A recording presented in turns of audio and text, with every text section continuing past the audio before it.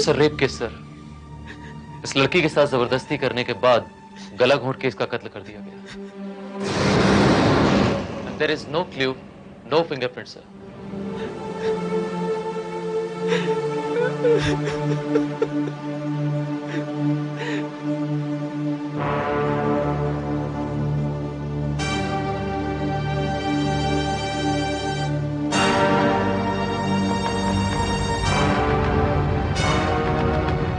लड़की के नाखून में ये ब्लड और मांस के जो रेशे हैं, श्रीवास्तव इसको लेबोरेटरी टेस्ट के लिए भेजा है? Yes sir. आप लड़की के ये मेरी बेटी है, इसके सिवा मेरा दुनिया में कोई नहीं है। आप बता सकते हैं कि आपकी गैर मौजूदगी में लड़की से मिलने आपके घर में कोई आता था? लड़की के फ्रेंड्स वगैरह या कोई ऐसा? नहीं, कोई नहीं। हाँ, एक बार उसने बताया था कि एक लड़का उसे बहुत परेशान करता था, उसका पीछा क्या करता था। उस लड़के का कोई हुलिया बता सकते हैं आप? नहीं, लेकिन यकीनन ये अमीर बाप की एक बिगड़ी हुई औलाद है साहब। नीतू ने बताया था कि वो हमेशा नई नई मॉडल की गाड़ियां लेकर आता था साहब। और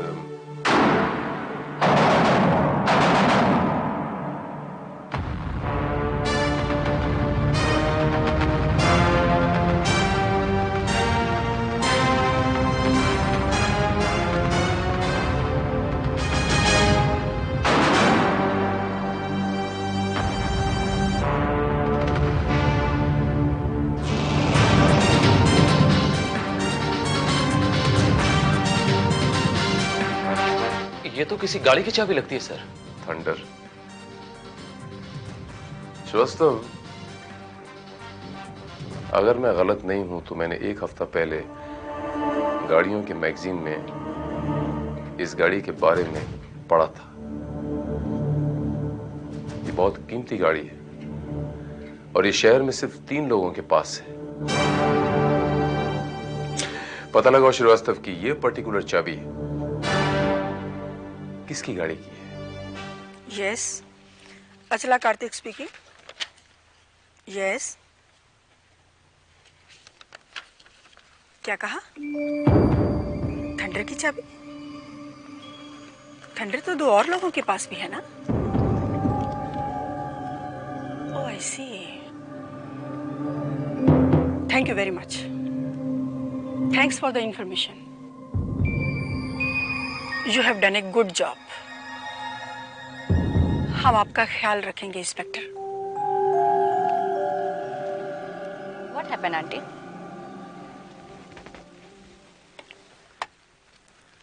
पुलिस को एक लड़की की लाश मिली है जिसका उसके घर पर ही रेप किया गया है और वहां उन्हें एक थंडर की चाबी मिली है। थंडर की चाबी? लेकिन वो गाड़ी तो आजकल ब्रिजेश के पास रहती है ना aunty. Yes, that is the real problem. कहीं वो चाबी सचमुच ब्रिजेश की हुई तो क्या आंटी, ये तो और अच्छा होगा। ब्रिजेश आपके रास्ते से हट जाएगा और फिर सब कुछ आपका होगा। Shut up. सौतेला ही सही, वो आखिर मेरा बेटा है। मैंने उसे पाल पोस कर बड़ा किया है। मैं जानती हूँ तुम ब्रिज की बर्बादी क्यों चाहती हो। कि उसने तुम्हें इस्तेमाल किया और इस्तेमाल करके छोड़ दिया औरों की तरह।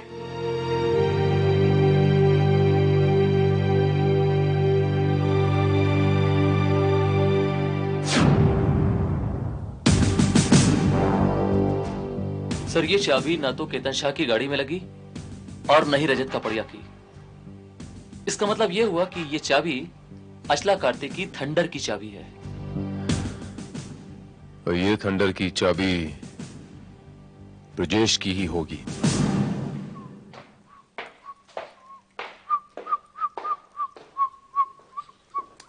ब्रिज, कहाँ थे तुम रात भर? कम ऑन मॉम, कितनी बार तुमसे कहा है, मुझे इस तरह का सवाल बिल्कुल पसंद नहीं है। फिर भी इस सवाल का जवाब सोच लो, क्योंकि हो सकता है पुलिस तुमसे ये सवाल पूछे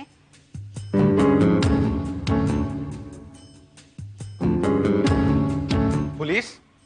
हाँ, पुलिस। तुमने क्या सोचा कि पुलिस को कुछ पता नहीं चलेगा? तुम्हें तो घर वापस आने की बेवकूफी करनी ही नहीं चाहिए थी, लेकिन तुम। आप क्या कह रही हैं मॉम? मुझे कुछ समझ नहीं आ रहा है। अगर तुम अपनी भलाई चाहते हो तो फौरन यहाँ से निकल जाओ। पुलिस का कोई भरोसा नहीं, किसी भी वक्त यहाँ पर पहुंच सकती है। आ नहीं सकती मिसेस कार्तिक। पुलिस पहुंच गई है।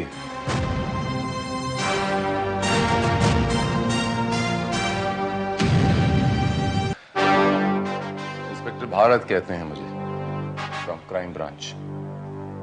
सबसे पहले तो आप मुझे ये बताइए इंस्पेक्टर भारत कि हमारी इजाजत के बगैर आप हमारे घर में क्या कर रहे हैं? Good question.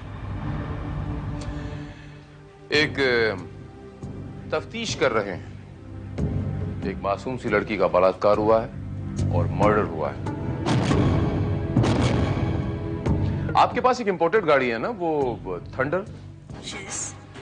वो गाड़ी इस वक्त कहां है? देखिए इंस्पेक्टर, हमारे पास 2500 गाड़ियां हैं, जब जो दिल करता निकाल लेते हैं। मुझे आपकी उन 25 गाड़ियों में कोई इंटरेस्ट नहीं है ब्रजेश बाबू। मुझे आपकी उस गाड़ी में इंटरेस्ट है जिसका नाम है थंडर। उसकी चाबी कहां है? चाबी? वो चाबी जिस लड़की का बलात्कार हुआ है वहां से बरामद हुई।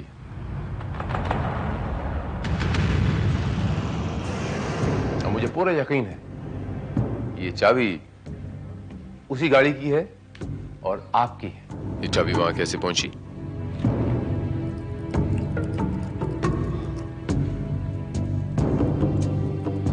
आई डोंट नो, पहुंच गई होगी चाबी किसी तरह।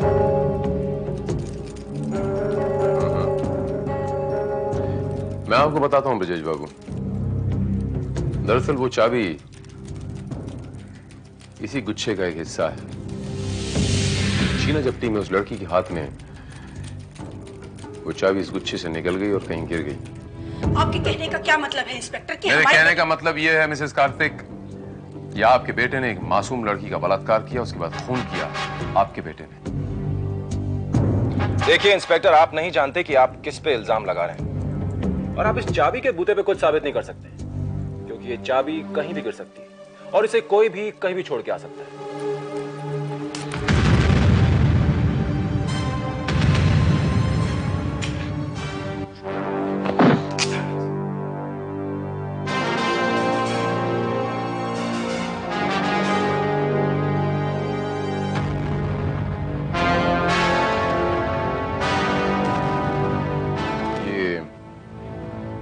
या आपकी छाती में ये निशान कैसा है ब्रजेश बाबू? उस लड़की के नाखून में आपका ये मांस और आपका ये खून मौजूद है। सो मिस्टर ब्रजेश कार्तिक, उस लड़की के बलात्कार के जुर्म में और उसे कत्ल करने के जुर्म में मैं आपको गिरफ्तार करता हूं। What nonsense! Srivastava, sir. Arrest him. Just minute inspector Srivastava. देखो, तुम तो काफी समझदार हो।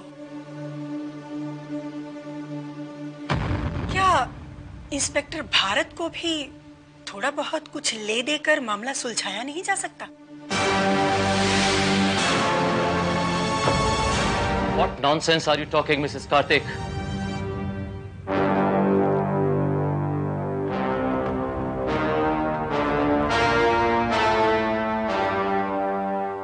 वैसे शर्म आनी चाहिए आपको।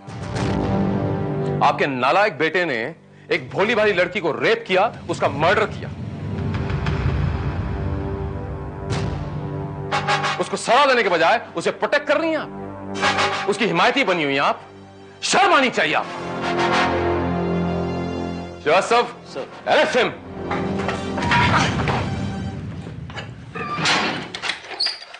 इंस्पेक्टर भारत, तुम ये ठीक नहीं कर रहे हो। मैं तुझे छोड़ूंगा नहीं। बेटा, आज तुमने बता दिया है गरीबों का सिर्फ भगवान नहीं कानून भी होता है, वरना इन अमीरों ने इस कानून को अपना प्रॉपर्टी बना दिया है। चुप कर बुटे। इसे छोड़ना नहीं बेटा, इसे फांसी दिलवा देना।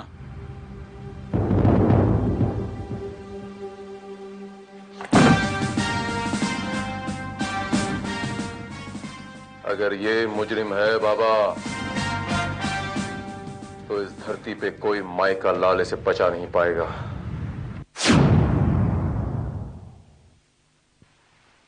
देखिए मिसेस कार्तिक, इस केस में मैं आपकी कोई सहायता नहीं कर सकता, क्योंकि मैं एक सरकारी वकील हूं। इसलिए मैं आपके बेटे का केस नहीं लड़ सकता। जानती हूँ, क्योंकि आपका काम है मुलजिम को दोषी साबित करना, न कि बचाना।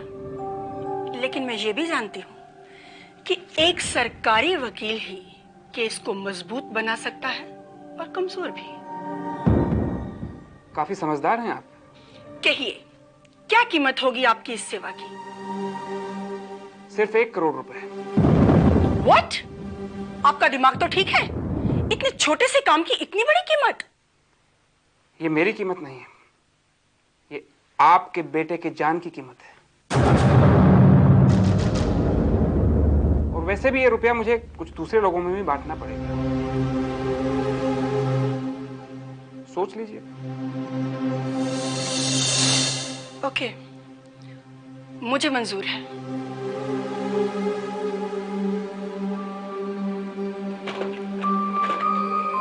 ये रहे 50 लाख, बाकी के काम पूरा होने के बाद। Okay, that's a deal. Have a nice day. Same to.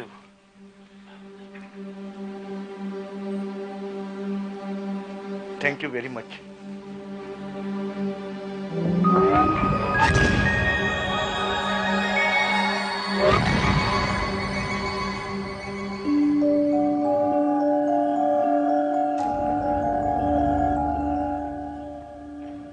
Hello, Juhupada police station. साहब हम जाए? हाँ, तुम निकल जाओ, मुझसे कुछ लोग मिलने आने वाले हैं, मुझे काफी देर हो जाएगी। तुम निकल जाओ। जी साहब।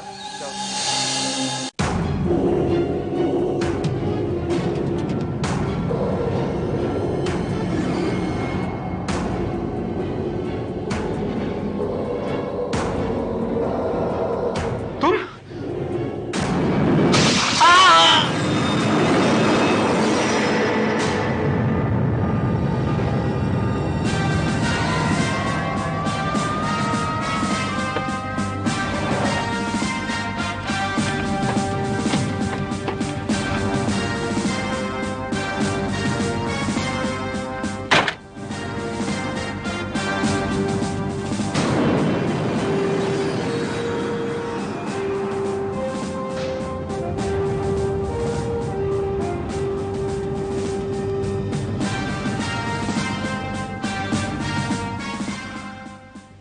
My God.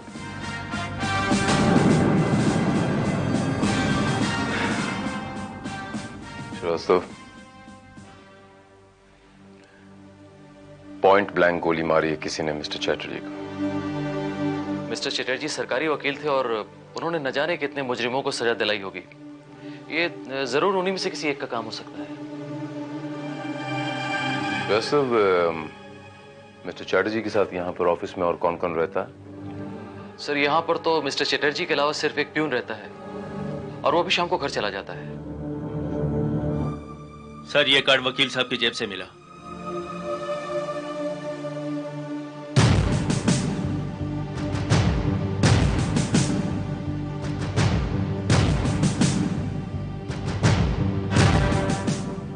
Mrs Achala Kartik. Inspector Bharat, मुझे इस बात से इनकार नहीं है कि मैं एडवोकेट चटर्जी को मिलने गई थी। वो इसलिए ताकि मैं अपने बेटे के केस के सिलसिले में उनकी सर्विसेज हासिल कर सकूं। That's all. झूठ बोल रही हैं आप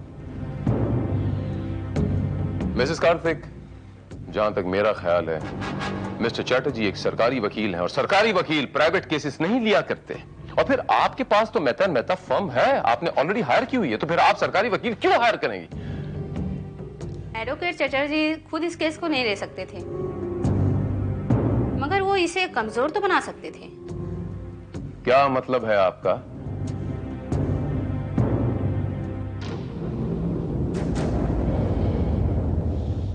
मतलब ये इंस्पेक्टर भारत कि वो ऑफर जो मैंने आपको दिया था वही ऑफर मैंने मिस्टर चैटर्जी को दिया। वो ज्यादा समझदार निकला, उसने मेरा ऑफर एक्सेप्ट कर लिया और ये प्रॉमिस किया कि केस वैसे ही दर्ज होगा जैसे मैं चाहूंगी। क्या मतलब? मतलब ये कि दौलत में बहुत ताकत होती है। क्यों इंस्पेक्टर श्रीवास्तव, मैं ठीक कह रही हूँ ना?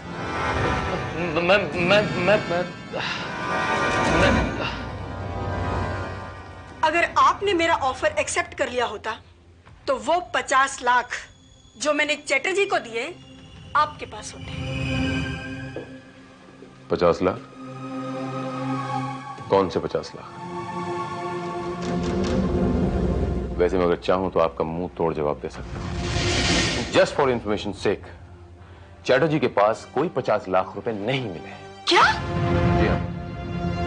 इसका मतलब है कि उन रुपयों के लिए चटर्जी का खून किया गया था और चटर्जी के मरने के बाद वो रुपए लेकर गायब हो गया हो। बाबा मैं तो बोलता हूँ शराफत की जिंदगी में कुछ नहीं रखा है। एक बार बड़ा हाथ मारने का और आराम से बैठ के खाने का। बोले तो आर्या पार, क्या समझा? कौन है बे रघु के कंधे पे हाथ रखने वाला? Inspector Bharat from crime branch.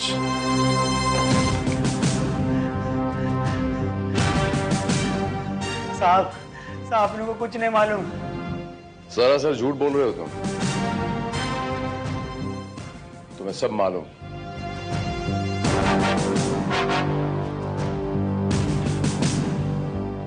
वो रुपया तूने गायब किया है, अपने मालिक का खून किया और रुपया लेके भाग गया, करेक्ट? क्या बात कर रहे हो साहब? मैं झूठ क्यों बोलूंगा? मैं अपने मालिक का खून क्यों करूंगा? अगर रुपये चुराया होता तो मैं देशी दारू के अड्डे पे क्यों रहता? अब तक तो मैं वांटेड हो गया होता। अगर वो रुपया तूने नहीं चुराया तो किसने चुराया? कौन आया था वहां? पता नहीं साहब, मुझे कुछ नहीं मालूम। मैडम के जाने के बाद मैं भी वहाँ से चला गया, लेकिन आपने देखा जाते टाइम कि साहब किसी से फोन पे बात कर रहा था और शायद उसी ने किसी को रुपए दिए हो। किससे बात कर रहा था? मुझे पता नहीं साहब, मैंने इतना कुछ ध्यान नहीं दिया। मुझे कुछ नहीं पता साहब, मुझे विश्वास करो। इंस्पेक्टर बंसल। Yes sir. छोड़ दो इसे। एंड पता लगाओ कि इनके साहब किससे बात कर रहे थे। जी सर। तेरे को छोड़ता हूं मैं अभी, लेकिन कुछ याद आए फोन करना मेरे को। बेराम। Yes sir. ये लो कार्ड। हाँ, वो जो लिस्ट मंगाई थी मैंने, वो चैटर्जी ने जो फोन कॉल्स किए थे, या अगर आ गई हो तो ले आना जरा। Thank you. सर मुझे तो ये लगता है कि नौकर रघु साफ झूठ बोल रहा है। पूरा यकीन है मुझे कि ये खून उसी ने किया है। हमें उसे छोड़ना नहीं चाहिए था सर। सर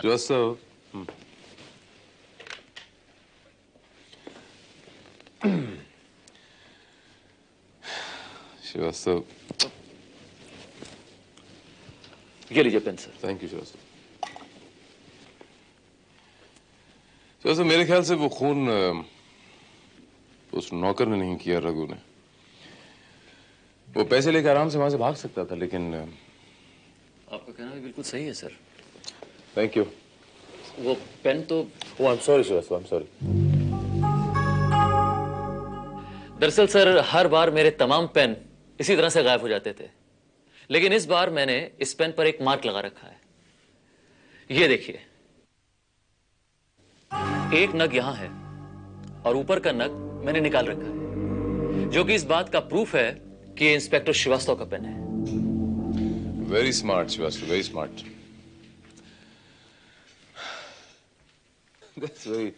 सर चटर्जी के फोन कॉल्स की डिटेल। हाँ, thank you inspector Bansal, thank you.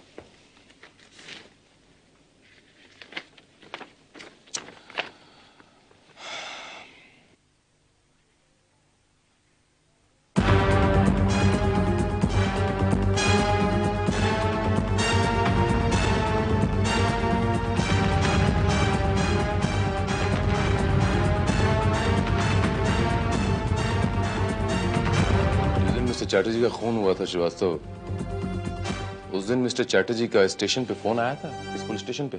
जी यहाँ तो ऐसा कोई फोन नहीं आया।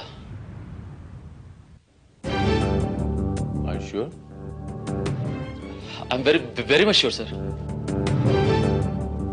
लेकिन श्रीवास्तव, हो सकता है कि फोन किसी और ने अटेंड किया हो सकता है सर, और लेकिन ये भी पॉसिबल है कि अगर किसी और ने फोन अटेंड किया था तो कम से कम हमको वो बताता तो कि ऐसा फोन आया था यहाँ पे।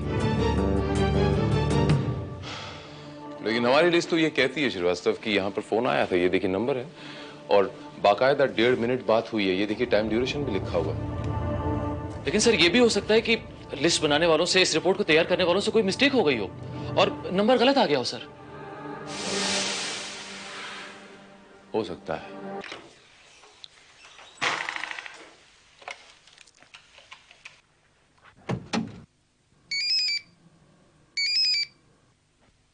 ये इंस्पेक्टर भारत हियर। साहब मैं रघु बोल रहा हूँ। हाँ बोलो रघु, क्या बात? साहब मुझे आपसे कुछ बात करनी है। इस वक्त कहाँ हो तुम रघु? साहब मैं चटर्जी घर से बोल रहा हूँ। साहब मुझे याद आ गया, उस समय मैडम के जाने के बाद चटर्जी साहब फोन से किससे बात कर रहे थे? किसे फोन किया था रघु? साहब उसका नाम। Hello hello hello Raghu.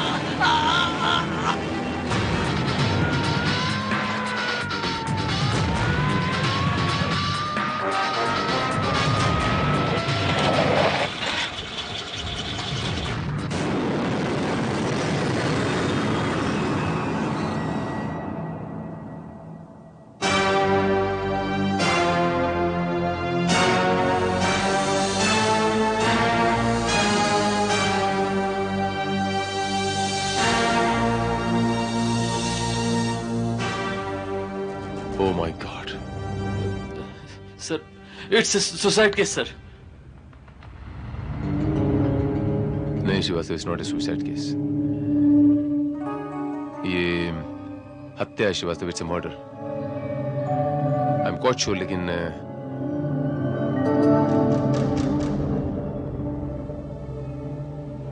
Srivastava तुम यहां पर कैसे? मुझसे पहले? वो सर मुझे किसी ने फोन करके बताया कि यहाँ पर एक आदमी सुसाइड करने वाला है, और लेकिन सर मेरा यकीन मानिए कि जब तक मैं यहाँ पहुंचा ये आदमी सुसाइड कर चुका था। किसने फोन करके बताया? सर नाम तो नहीं बताया किसी ने अपना। कमाल की बात है। मुझे इसने फोन करके बताया कि आप आइए, मुझे आपसे कुछ कहना है। और लेकिन ये यहाँ चैटर्जी के घर में क्या कर रहा है? हो सकता है कि मिस्टर चैटर्जी ने इसको बंगले में एक रूम दिया रहने के लिए। नहीं हो श्रीवास्तव, वो fingerprints expert and photographer, please arrange it as fast as possible. Okay, thank you.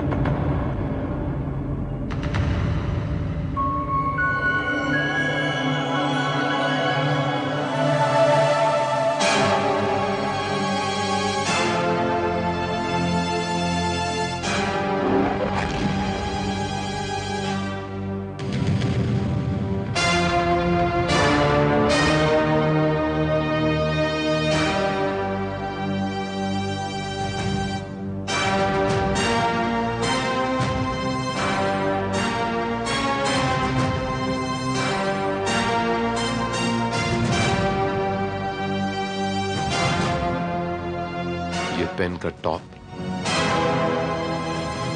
ये तो मैंने कहीं देखा हुआ है।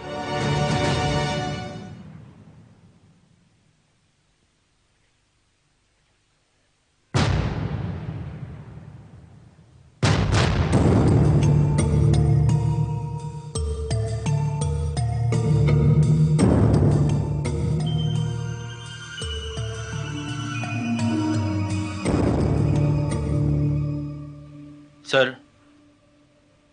बैलिस्टिक एक्सपर्ट की रिपोर्ट, जिस गोली ने चटर्जी की जान ली थी वो गोली पुलिस कोटे की थी।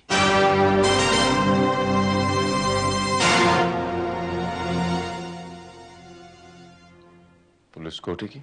Yes sir. I can't believe this. You may go, Inspector Bansal. Thank you sir.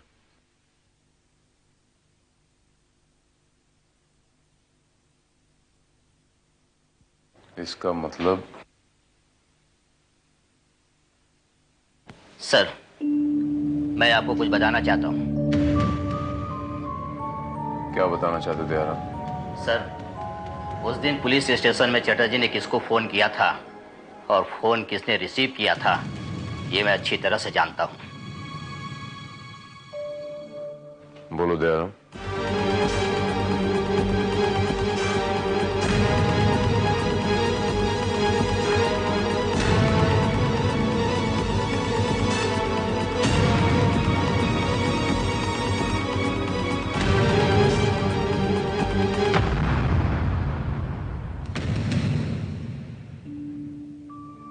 तुम सच कह रहे हो दयाराम?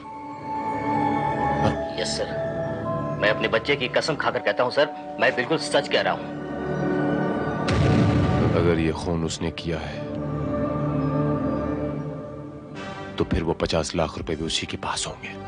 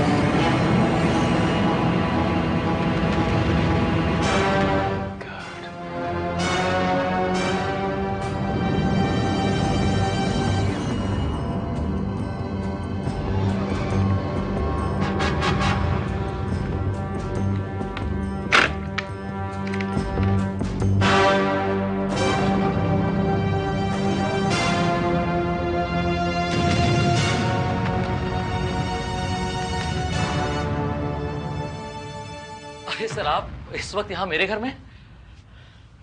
श्रीवास्तव, मुझे तुम्हारी सर्विस रिवॉल्वर चाहिए। लेकिन श्रीवास्तव, मैंने कहा मुझे तुम्हारी सर्विस रिवॉल्वर चाहिए। वो ठीक है सर, लेकिन ये... श्रीवास्तव, मैंने कहा मुझे तुम्हारी सर्विस रिवॉल्वर चाहिए। That's an order. Go and get it. Okay sir.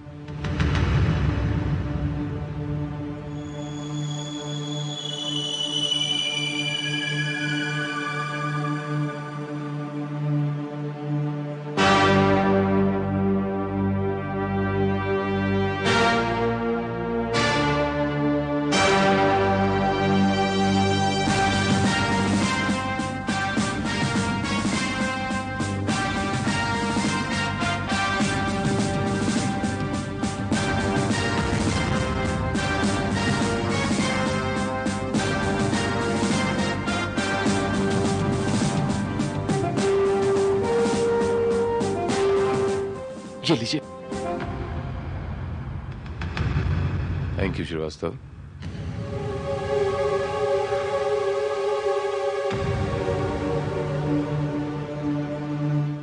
Srivastava, मैं तुम्हें मिस्टर चैटर्जी और रघु के कत्ल के जुर्म में गिरफ्तार करता हूं। What? किसी का खून नहीं किया सर, मैं बिल्कुल निर्दोष हूं। मैं सच कह रहा हूं सर, मैं बिल्कुल निर्दोष हूं। मैंने किसी का भी खून नहीं किया। मैं निर्दोष हूं सर, प्लीज। मैं क्या करूं श्रीवास्तव? तुम पे यकीन करने को जी करता है, लेकिन सारे सबूत तुम्हारे खिलाफ हैं।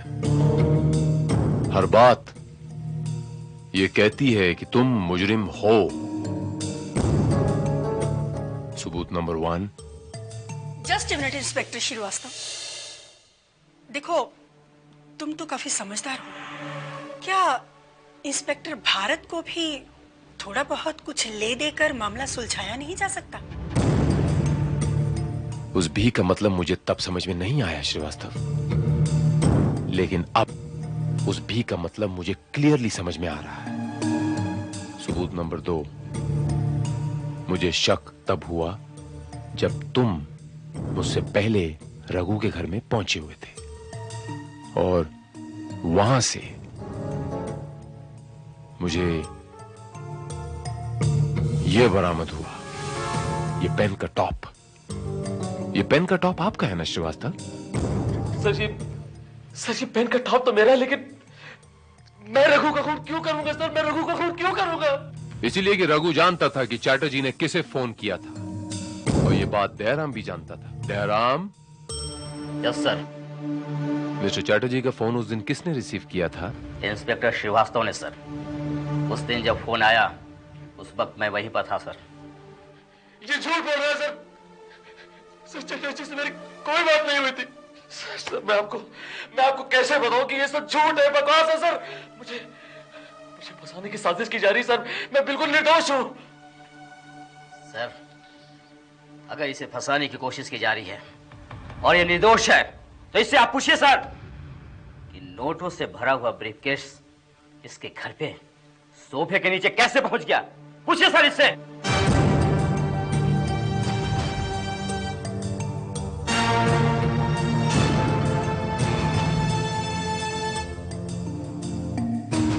पूछिए सर, पूछिए इससे।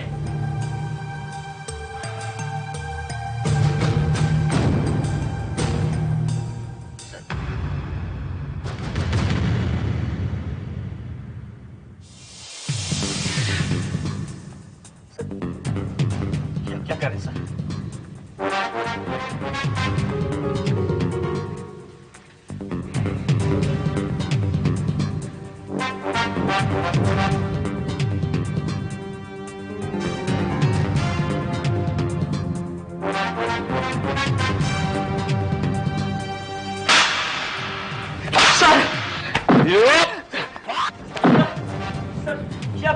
क्या कर रहे हैं सर?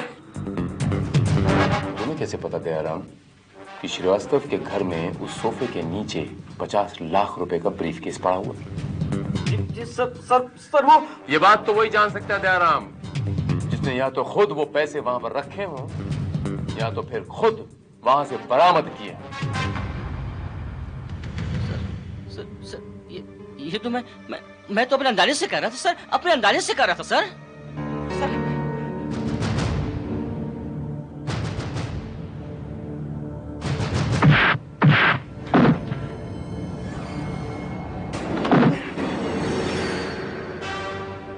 दयाराम, वो रुपया तुमने श्रीवास्तव के वहां सोफे के अंदर ब्रीफकेस में तुमने खुद रखा है। और ये बात मैं अंदाजे से नहीं कह रहा दयाराम, दावे से कह रहा हूं, क्योंकि उन रुपयों के साथ उस ब्रीफकेस में मुझे एक नग मिला है।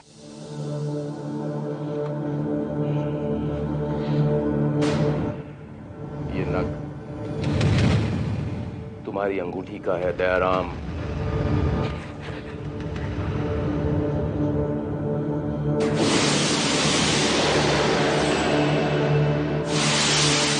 है कोई जवाब तुम्हारे पास? हवलदार दयाराम तुम? हवलदार दयाराम, जिसने इंस्पेक्टर श्रीवास्तव बनके मिसेस कार्तिक के साथ बात की और चैटर्जी का फोन भी इसी ने रिसीव किया था। उसके बाद मिस्टर चैटर्जी का इसने खून किया, वहां से ये 50 लाख रुपए लेके भागा और इसने तुम्हारे घर में वो रुपए प्लांट कर दिए ताकि शक तुम पे जाए श्रीवास्तव। ऐसा तुमने क्यों किया हवलदार दयाराम? कानून की आंखों में धूल क्यों झोंकी तुमने? मैं तुमसे पूछता हूं, कानून की आंखों में धूल क्यों झोंकी तुमने? कानून की आंखें कहां होती है सर? कानून तो अंधा होता है। वरना क्या उसे मेरे इकलौते बेटे की बेगुनाही नजर नहीं आती? उसकी बेगुनाही नजर नहीं आती सर?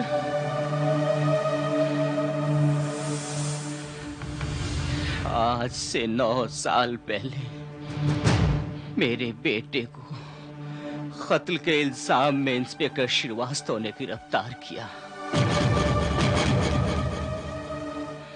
और उस झूठे मक्कार चटर्जी ने नकली सबूतों और गवाहों के बल पर उसे मुजरिम साबित कर दिया सर। उसे मुजरिम साबित कर दिया सर। तुम्हारा बेटा? मेरा इकलौता बेटा, जो मेरे बुढ़ापे का एकमात्र सहारा था सर,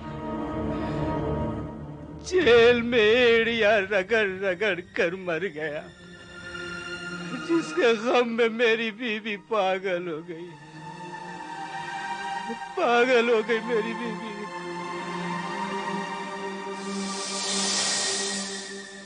मैंने उसकी चिता पे कसम खाई थी कि मैं बदला लूंगा। जिन्होंने उसके साथ बेइंसाफी की है, मैं उसे जिंदा नहीं छोड़ूंगा। अगर मैं चाहता तो चटर्जी की तरह तुम्हें भी खत्म कर देता।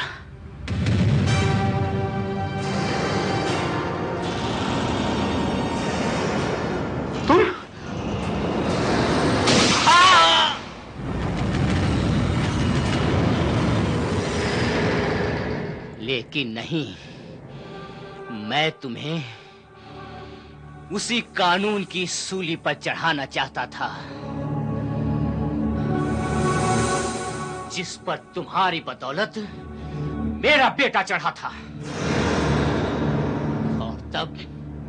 और तब तुम्हें एहसास होता कि एक बेगुनाह की तड़प क्या होती है, और तब मेरा बदला पूरा होता। लेकिन हवलदार दयाराम, तुमने उस प्यून रघु को क्यों मारा? वो तो बिल्कुल निर्दोष था। रघु को मारना मेरी मजबूरी थी, क्योंकि चटर्जी के केस में तुम्हें फंसाने के लिए मैंने उसे झूठ बोलने के लिए कहा था, लेकिन उसने ऐसा करने से इनकार कर दिया।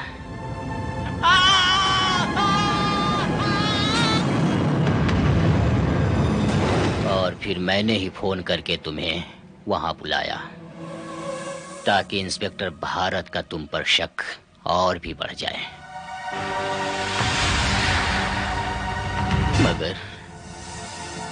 मगर मेरी किस्मत ने मुझे दगा दे दिया। एक बार फिर अंधे कानून ने मुझे हरा दिया। मुझे हरा दिया अंधे कानून ने। हवलदार दयाराम, कानून अंधा नहीं होता। कानून की 2 आंखें हैं, सबूत और गवाह। ये 2 आंखें होती हैं कानून की। अगर जज्बातों के बिना पर कानून अपने फैसले सुनाने लग जाए तो फिर ब्रिजेश जैसे दरिंदे कानून के शिकंजे में कभी नहीं आएंगे। वो बाहर खुले घूमेंगे और किसी मासूम को अपनी हवस का शिकार बनाएंगे, और उसके पैसे वाले माँ बाप अपने पैसे के मुकद्दर से उन्हें कानून के शिकंजे से फिर से बचा लेंगे। मारने वाले से बचाने वाला बड़ा होता है हवलदार दयाराम। अगर 2 इंसानों को मारने के बजाय तुमने 2 इंसानों को बचाया होता तो आज तुम्हारे बच्चे की आत्मा को शांति जरूर मिलती। मैं तुम्हें मिस्टर चैटर्जी और रघु के कत्ल के जुर्म में गिरफ्तार करता हूं।